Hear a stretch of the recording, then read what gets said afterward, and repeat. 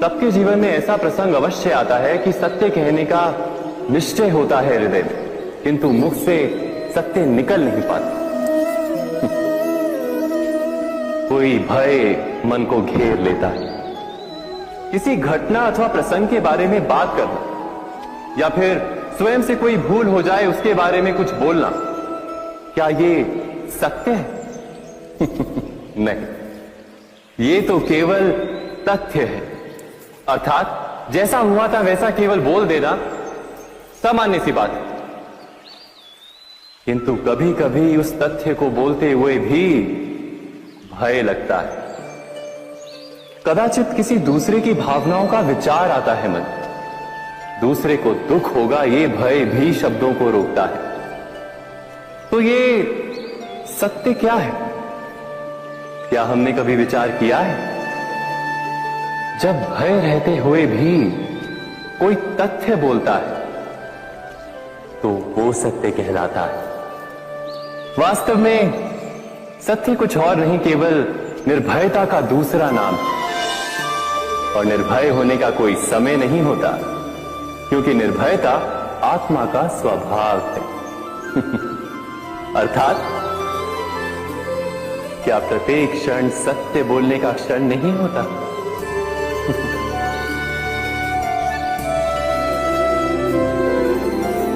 स्वयं विचार कीजिए।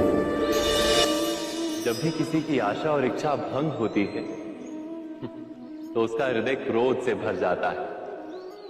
जिस व्यक्ति को वो अपना अपराधी समझता है उसे दंड देने का प्रयत्न करता है।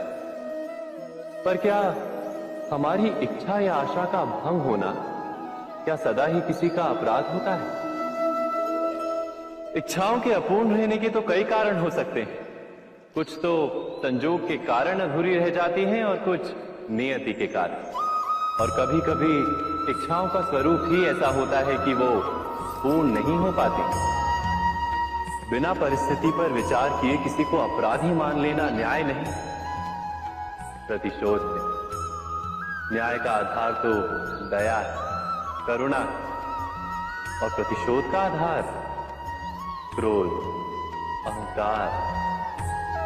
अर्थात हृदय में करुणा धारण किए बिना किसी के अपराध के विषय में विचार करना, किसी को दंड देना, क्या अपने आप में ही अन्याय नहीं? स्वयं विचार कीजिए।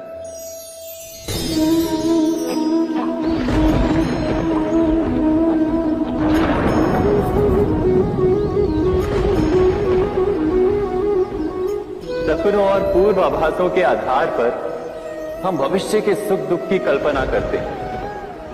भविष्य के दुख का कारण दूर करने के लिए हम आज योजना बनाते हैं। किंतु कल के संकट को आज निर्मूल करने से हमें लाभ मिलता है या हानि पहुंचती है? ये प्रश्न हम कभी नहीं करते। सत्य तो ये है कि संकट और उसका निवारण साथ जनते हैं, व्यक्ति के लिए भी और सृष्टि के लिए भी। नहीं, आप अपने भूतकाल का स्मरण कीजिए, इतिहास को देखिए। आप तुरंत ही ये जान पाएंगे कि जब जब संकट आता है तब तब उसका निवारण करने वाली शक्ति भी जन्म लेती है। यही तो जगत का चलन है। वस्तुतः संकट ही शक्ति के जन्म का कारण है। प्रत्येक व्यक्ति जब संकट से निकलता है तो एक पद आगे बढ़ा होता है, अधिक चमकता है, आत्मविश्वास से अधिक भरा होता है, न केवल अपने लिए अपितु विश्व के लिए भी। क्या ये सत्य नहीं? वास्तव में संकट का जन्म है एक अवसर का जन्म, अपने आप को बदलने का, अपने विचारों को ऊंचाई पर करने का अवसर, अपनी आत्मा को बलवान और ज्ञान मंडित बनाने का। जो ये कर पाता है उसे कोई संकट नहीं होता, किंतु जो ये नहीं कर पाता वो तो स्वयं एक संकट है विश्व के लिए। विचार कीजिए।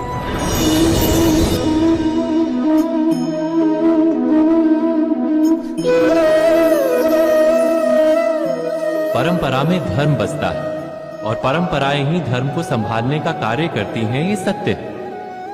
पर क्या केवल परंपरा ही धर्म है? विचार कीजिए। सत्य तो यह है कि जिस प्रकार पाषाण में शिल्प होता है, उसी प्रकार परंपरा में धर्म होता है। इस पत्थर में शिल्प है, ये पत्थर शिल्प नहीं। शिल्प को उजागर करने के लिए उसे तोड़ना पड़ता है, अनावश्यक भागों को दूर करना पड़ता है। ठीक उसी प्रकार परंपराओं में धर्म ढूंढना पड़ता है। जिस प्रकार इंद्र पूजा की परंपरा को तोड़कर गोवर्धन पूजा का धर्म ना ढूंढा जाता, तो यादवों को उनकी मुक्ति का मार्ग नहीं मिल पाता। अर्थात परंपरा को पूर्णता छोड़ देने वाला धर्म से वंचित रह जाता है और परंपरा का अंत अनुकरण करने वाला भी धर्म को प्राप्त नहीं कर पाता। कहते हैं हंस के पास नीर क्षीर विवेक होता है। दूध में मिले पानी को छोड़कर केवल दूध ही ग्रहण करता है। तो क्या सच्चा धर्म प्राप्त करने के लिए हृदय में ज्ञान से जन्मा विवेक आवश्यक है? और ऐसे विवेक के बिना जिसे धर्म मान भी लिया जाए, जो वास्तव में धर्म ना भी हो, ऐसा भी तो हो सकता है। स्वयं विचार कीजिएगा।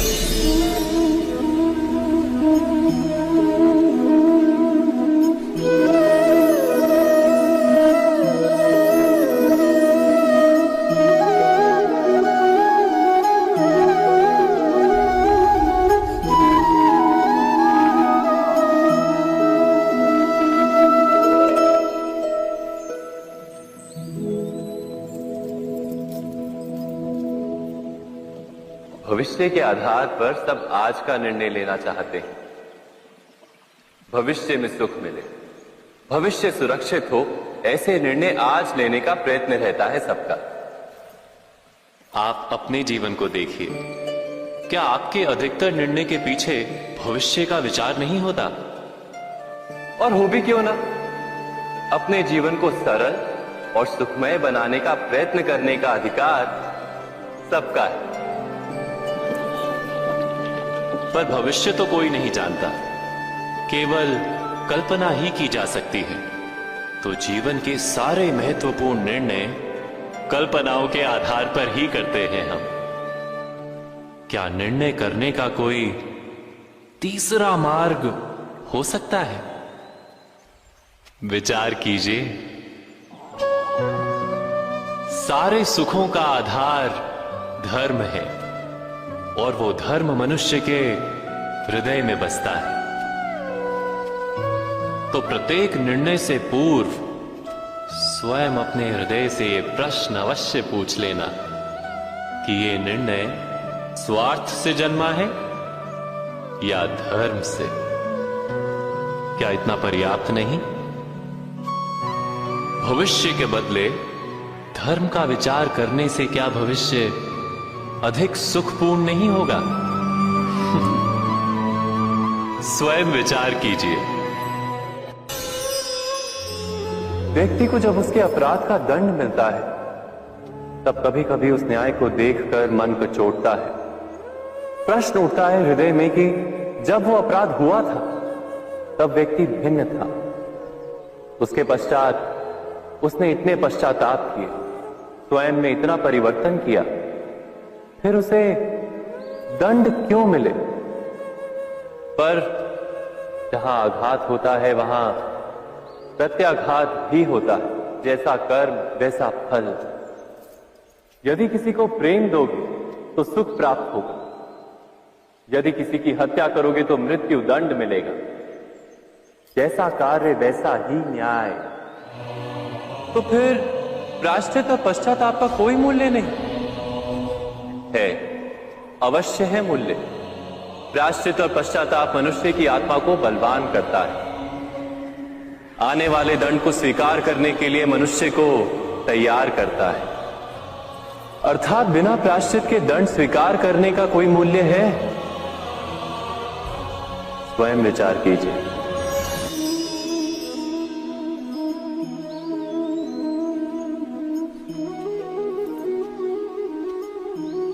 जब अपने किसी अच्छे कार्य के उत्तर में दुख प्राप्त होता है अथवा किसी को उसके दुष्ट कार्य में सुख मिलता है, तो मन अवश्य ये विचार करता है कि अच्छा कार्य करने का, धर्म के मार्ग पर चलने का तात्पर्य क्या है। पर दुष्ट आत्मा को क्या प्राप्त होता है ये भी देखिए। दुष्टता करने वाला हृदय सदा चंचल रहता है, अकुलाता रहता है। मन में सदा नए नए संघर्ष उत्पन्न होते हैं। अविश्वास उसे जीवन भर दौड़ाता है। क्या ये सुख? जबकि धर्म पे चलने वाले, अच्छा कार्य करने वाले, सच्चरित्र व्यक्ति का हृदय शांत रहता है। परिस्थितियां उसके जीवन के सुख में बाधा नहीं बनती। समाज में सम्मान और मन में संतोष रहता है सदा। अर्थात अच्छा बर्ताव भविष्य में किसी सुख का मार्ग नहीं। अच्छा बर्ताव स्वयं सुख, अथवा बुरा बर्ताव भविष्य में किसी दुख का मार्ग नहीं। अधर्म उसी क्षण दुख उत्पन्न करता है। धर्म से सुख नहीं, धर्म स्वयं।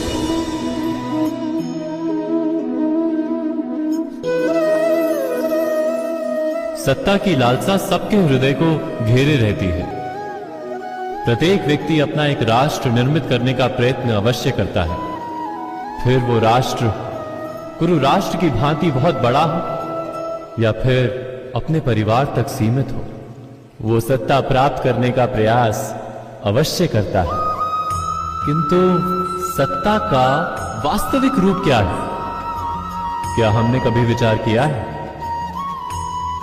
एक मनुष्य जितने अधिक लोगों के जीवन को प्रभावित कर सके, जितने अधिक लोगों के जीवन की स्वतंत्रता पर अंकुश रख सके, उतनी ही अधिक सत्ता का अनुभव करता है वो।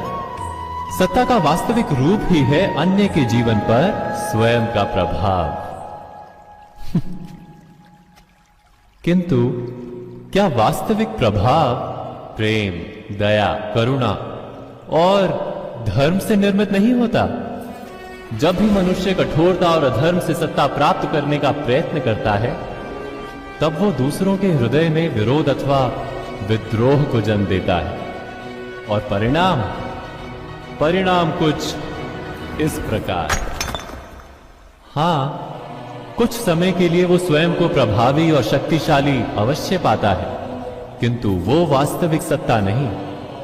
यही कारण है कि भृगु और वशिष्ठ जैसे ऋषियों की आज भी पूजा की जाती है, रावण और हिरण्यकशिपु की नहीं।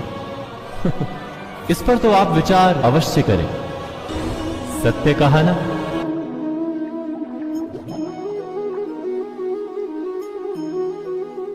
इस संसार में आने वाला प्रत्येक बालक संपूर्णतः संस्कार रहित होता है। उसके अंतर पर ना किसी अच्छे संस्कार के चिन्ह अंकित होते हैं, ना ही बुरे संस्कार के। अर्थात जन्म से बालक में ना कोई गुण होता है और ना ही कोई दोष। तो ये दोष अथवा गुण किस प्रकार प्राप्त होते हैं? क्या हमने कभी विचार किया है?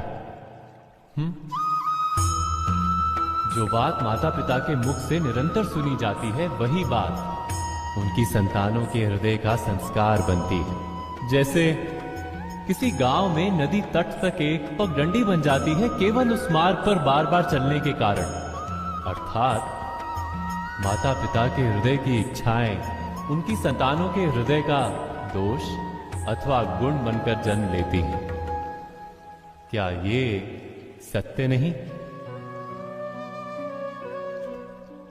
पर फिर भी जब उनकी संतानों में कोई दोष दिखाई देता है, तो माता पिता आश्चर्य और दुख से भर जाते हैं। माता पिता का हृदय ये प्रश्न करता है कि उनकी संतानों में ये कुसंस्कार आए कहां से। सत्य तो यही है कि माता पिता अपनी संतानों को अनजाने में ही कुसंस्कार के बीज दे देते हैं, जो उनके संतानों की हृदय भूमि पर कुसंस्कार का वृक्ष बनकर उगता है। अर्थात अपनी संतानों को सुसंस्कारी और धर्ममय बनाने की आशा रखने वाले प्रत्येक माता पिता को प्रथम अपने हृदय की इच्छाओं पर अंकुश रखना क्या अनिवार्य नहीं?